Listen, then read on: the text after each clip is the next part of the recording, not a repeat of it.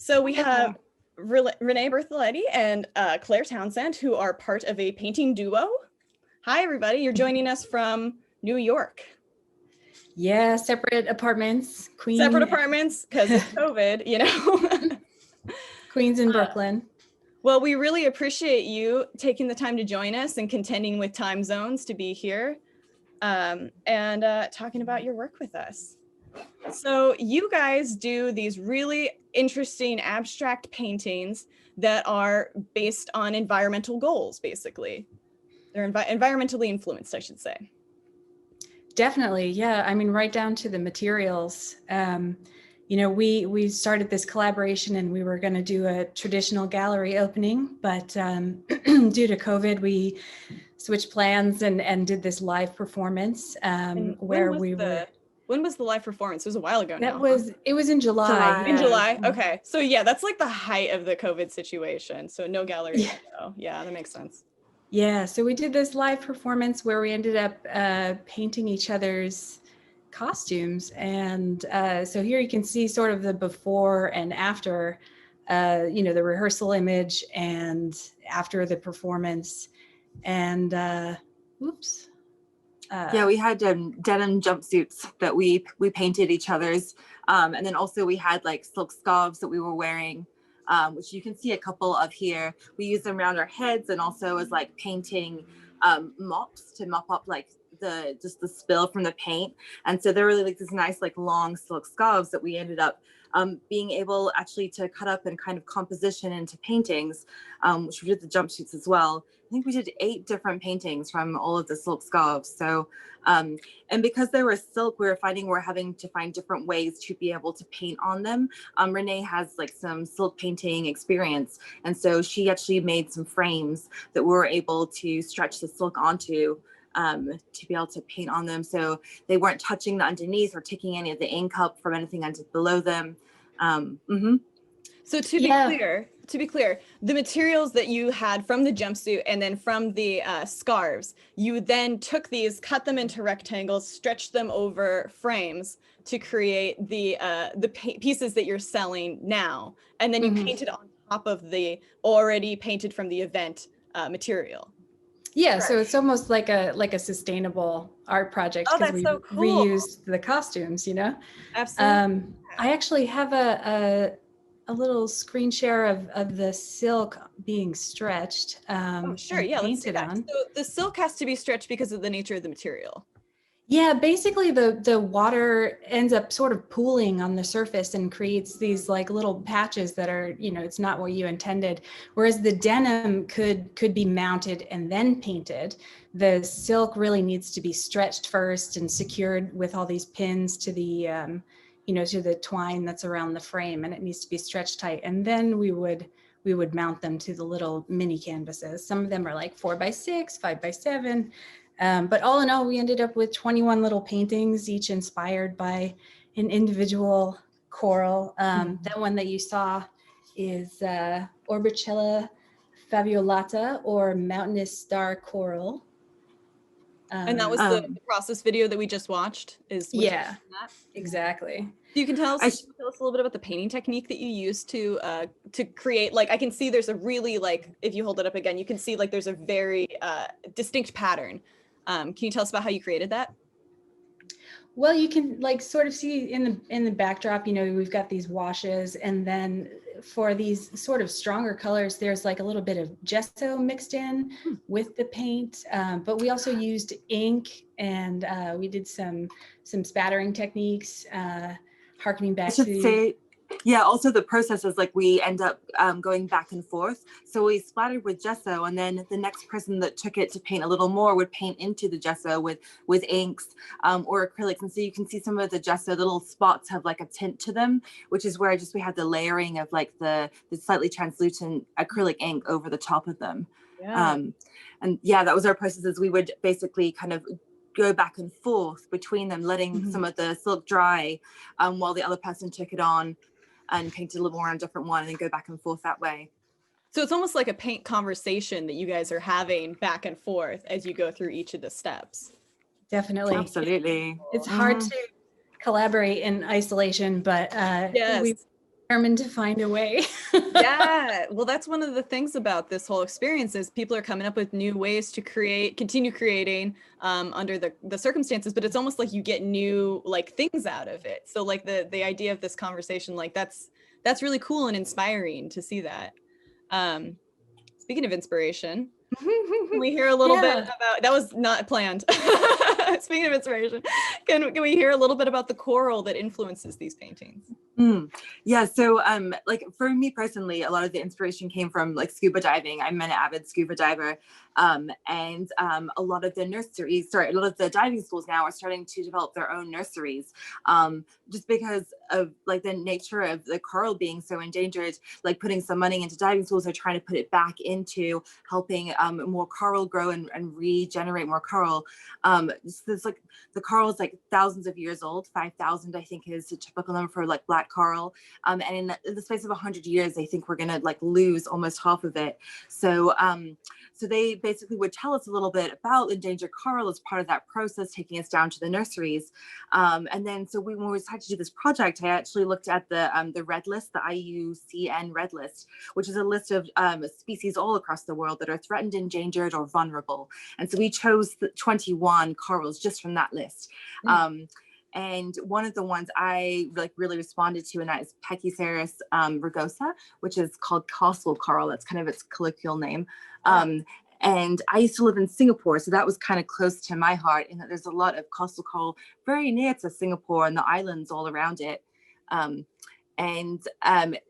is, oh yeah, so you can see some more close-up details of it. Yeah, this is like the gesso that's kind of splattered over the top of it. Yeah, like these beautiful colors. And this was actually the pictures of the original coral, so you can see it actually is like kind of like a maze. Pulled right from it, yeah. Yeah, all around Singapore. So and this one particularly is endangered because of the fishing practices around. There's like a lot of the steel traps they use for fishing drag along basically the floor of the ocean and pull up the coral. And also those shipping lanes going through, having similar issues with rudders and just destroying kind of the coral around there. And those are like two of some of the major reasons that coral is being threatened. Bleaching is one of them, which I think we had talked about a little bit on our last one. Yeah. And also poaching too. So that is another thing that's really endangering a lot of coral species, which I think Renee is going to talk more about, the poaching. Sure. So that's kind of all of this concern, like your personal experience doing the diving, and then like hearing about how, you know, badly impacted the coral in our oceans are by what's happening either environmentally or just from human action, has sort of brought you guys to this project. And so what are the goals of the project, would you say?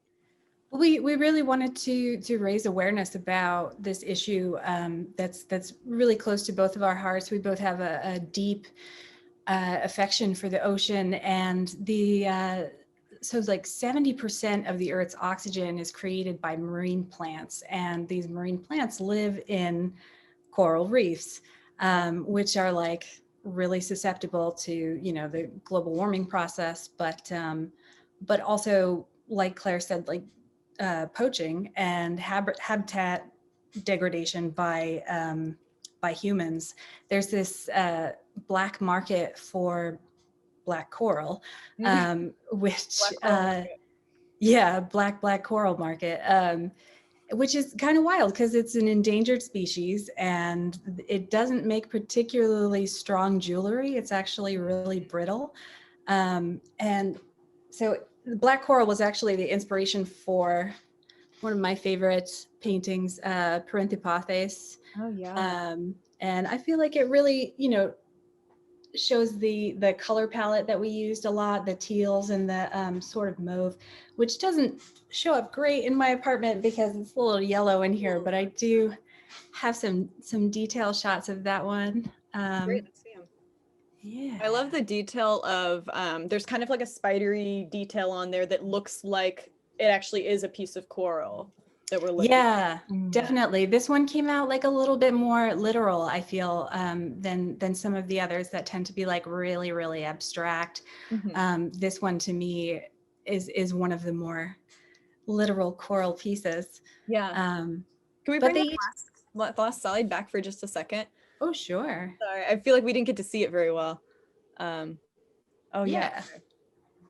Yeah, and I also I feel like your abstract paintings, they kind of come off as almost like they're underwater is definitely like the vibe that I'm getting from them as well.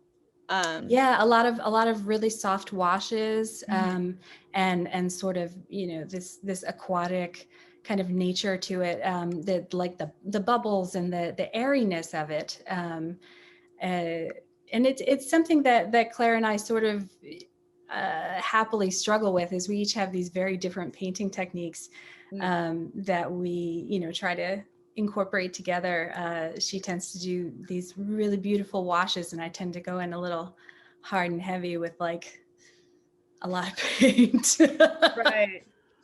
Which is, Well, which gives you guys a unique result. Sorry, Claire, what did you say? Yeah, I think like, we do different levels of detail in different ways. Like mine's like more washes and Renee's is more like a tighter detail. So the going back and forth, and that ends up with like really lovely layers. Oh, and I feel like too, the black coral is one of the ones that really looks like the research image, you know, like those spiny arms. Black coral, now it's not totally black. It looks like the central stems of it are black, and then there's like these white.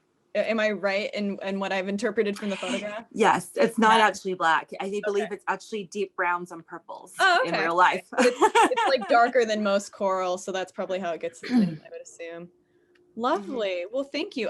So all of these paintings that we just saw, they are in your shop right now, which you can go to by going to the page that you used to get here. You can get to it through the link that we've posted in the chat in the program, and you can go and purchase one of these beautiful paintings. They're all miniature, which is great because, you know, some of us live in these little tiny apartments. We just don't have wall space for great big paintings, but having like an adorable little piece of color that just gives a little splash to your wall. I mean, they're just perfect for that.